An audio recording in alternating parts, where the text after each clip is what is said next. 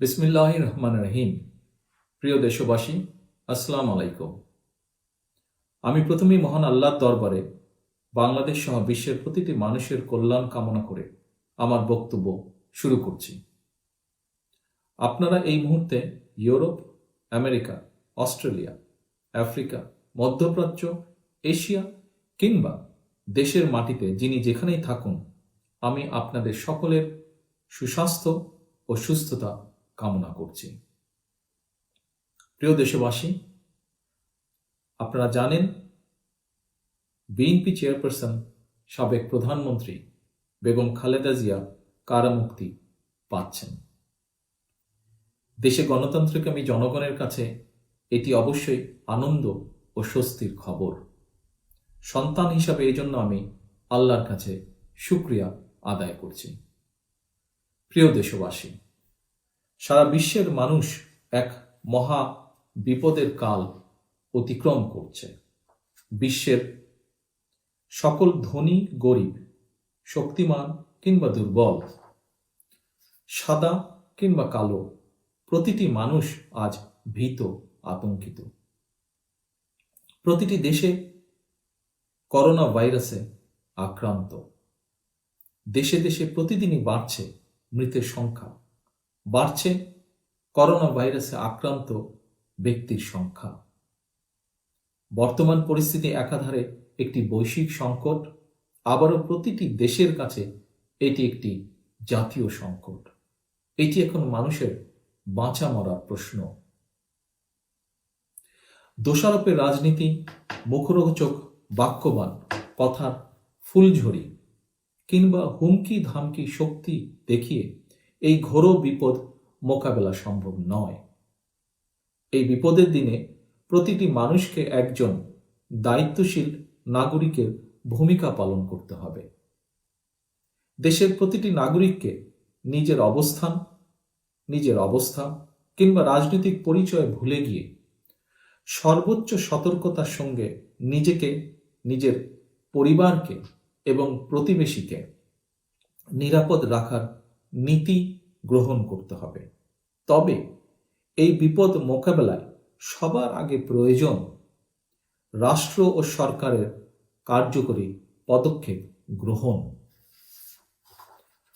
Corona virus মোকাবেলায় বিশ্বের উন্নত দেশগুলো যেখানে হিমশিম খাচ্ছে, সেখানে বাংলাদেশের মতন জনবহুল একটি রাষ্ট্রে করোনা ভাইরাস ছড়িয়ে পড়লে পরিস্থিতি সামাল দেওয়া কতটা কঠিন হয়ে পড়বে, এই নির্মম বাস্তবতা সরকার যত তাড়াতাড়ি বুঝতে পারবে, দেশ এবং জনগণের জন্য ততই মঙ্গল।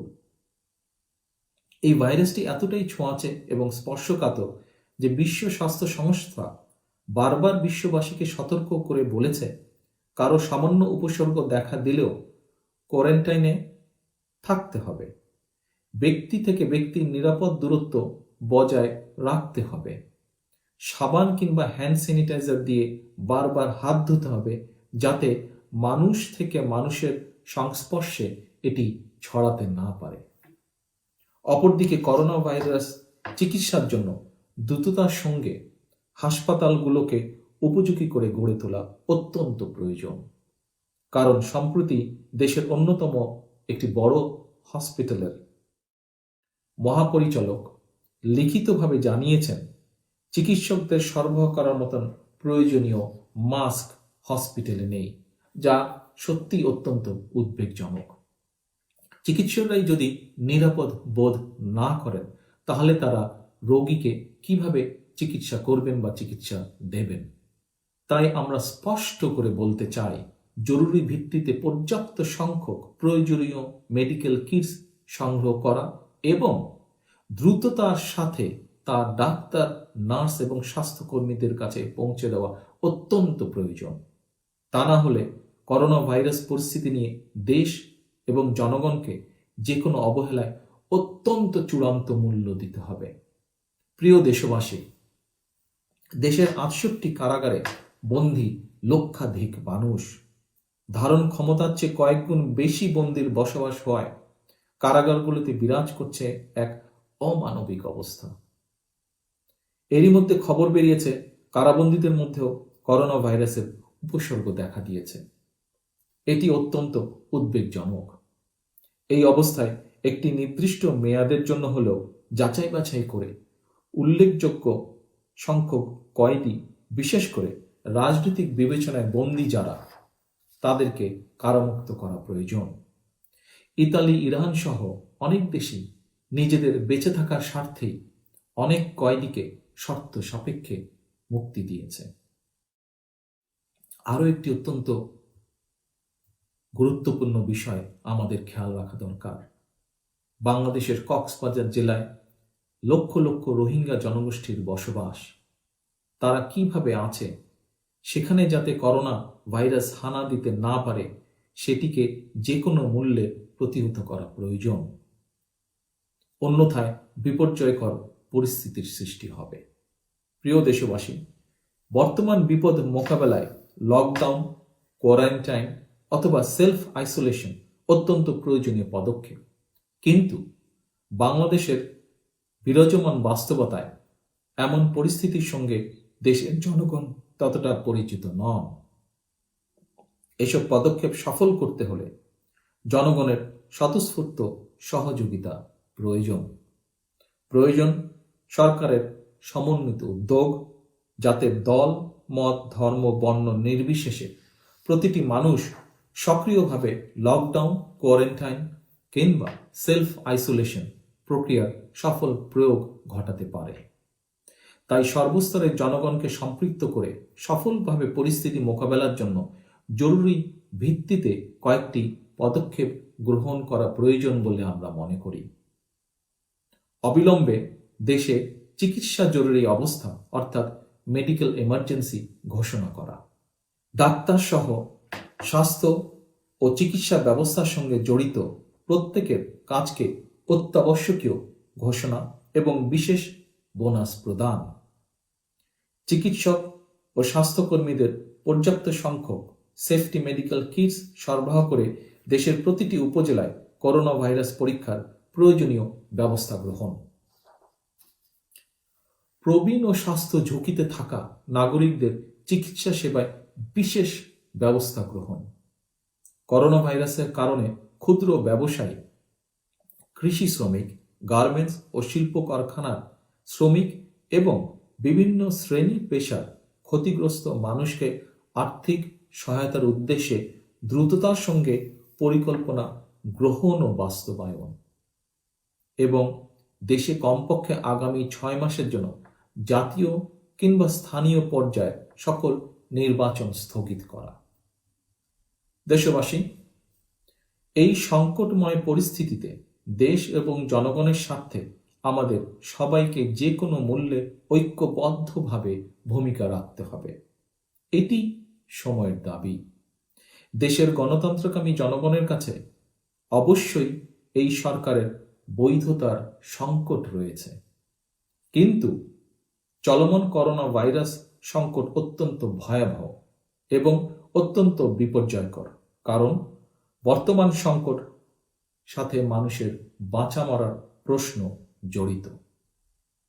জনগণের রায় ক্ষমতায় গিয়ে বাংলাদেশ জাতীয়তাবাদী দল বিএনপি একাধিকবার রাষ্ট্র পরিচালনা করেছে, অনেক সংকটময় পরিস্থিতিও মোকাবেলা করেছে। সারা বিশ্বের সাথে মাতৃভূমি বাংলাদেশ এখন ভয়াবহ সংকটে। তাই এই সংকট মোকাবেলায় বিএনপি প্রয়োজনে সরকারকে সহায়তা দিতে প্রস্তুত। আমরা বিশ্বাস করি, বিএনপি বিশ্বাস করে দেশ ও মানুষের কল্যাণের জন্যই রাজনীতি। প্রিয় দেশবাসী, এই মহাবিপদকালে প্রতিটি নাগরিকের উচিত বিশ্ব স্বাস্থ্য সংস্থার পরামর্শগুলো মেনে চলা, অপরকে মেনে চলতে উদ্বুদ্ধ করা, নিরাপদ দূরত্ব থেকে একের প্রতি অপরের মহানুভূতিতা প্রকাশ ঘটানো। দেশের প্রতিটি নাগরিকের কাছে আমার অনুরোধ, আপনারা আতঙ্কিত হয়ে অধিক মাত্রায় কেনাকাটা করে ঘরে মজুদ করবেন না। এই বিপদের সময় কিছু কিছু মানুষের মজুদদারির কারণে যাতে আরেকজন বঞ্চিত না হয়, এ বিষয়ে আমাদের সকলের সচেতন থাকা প্রয়োজন। প্রিয় দেশবাসী, এই মহা বিপদকালে প্রতিটি নাগরিকের উচিত বিশ্ব স্বাস্থ্য সংস্থার পরামর্শগুলো মেনে চলা, অপরকে মেনে চলতে উদ্বুদ্ধ করা, নিরাপদ দূরত্বে থেকে একের প্রতি অপরের মহানুভূতিতার প্রকাশ ঘটানো। দেশের প্রতিটি নাগরিকের কাছে আমার অনুরোধ, আপনারা আতঙ্কিত হয়ে অধিক মাত্রায় কেনাকাটা করে ঘরে মজুদ করবেন না। এই বিপদের সময় কিছু কিছু মানুষের মজুদদারির কারণে যাতে আরেকজন বঞ্চিত না হয়, এই বিষয়ে আমাদের সকলের সচেতন থাকা প্রয়োজন। অন্যের প্রয়োজনের প্রতিও আমাদের দৃষ্টি রাখা কর্তব্য। একই সঙ্গে আমি করোনা ভাইরাস চিকিৎসার সঙ্গে জড়িত সকল ডাক্তার এবং স্বাস্থ্যকর্মীদের কঠিন ত্যাগের বিষয়টি কৃতজ্ঞতার সঙ্গে স্মরণ করতে চাই। আগামী দিনগুলোতে আপনাদেরকে হয়তো আরও কঠিন ত্যাগের জন্য প্রস্তুত থাকতে হবে। আপনাদের এই ত্যাগ সারা বিশ্ব শ্রদ্ধার সাথে স্মরণ করছে এবং করবে। সবশেষে আমি আমার দলের সর্বস্তরের নেতা, কর্মী, শুভাকাঙ্ক্ষী, সমর্থক সবার প্রতি একটি আহ্বান জানাতে চাই। এখন মার্চ মাস, এই মাসটি আমাদের মহান বিজয়ের মাস। এই মাসটি আমাদের জন্য গর্বের। তবে আমরা যারা বাংলাদেশ জাতীয়তাবাদী দল বিএনপি নেতা, কর্মী, সমর্থক, 26শে মার্চ আমাদের কাছে আরও একটি কারণে বিশেষভাবে গর্বের। 1971 সালের 26শে মার্চের প্রথম প্রহরে আমাদের নেতা, বিএনপির প্রতিষ্ঠাতা শহীদ রাষ্ট্রপতি জিয়াউর রহমান বাংলাদেশের স্বাধীনতা ঘোষণা করেছিলেন। সাম্য, মানবিকতা আর ন্যায় বিচারের প্রেরণায় আমরা দেশ স্বাধীন করেছিলাম। আমাদের প্রিয় বাংলাদেশ আজ আবারও চরম বিপদে। এই বিপদ মোকাবেলায় স্বাধীনতার ঘোষকের দল বিএনপির প্রতিটি নেতাকর্মীকে মানুষের কল্যাণে আবারও বিশেষ ভূমিকা পালন করতে হবে।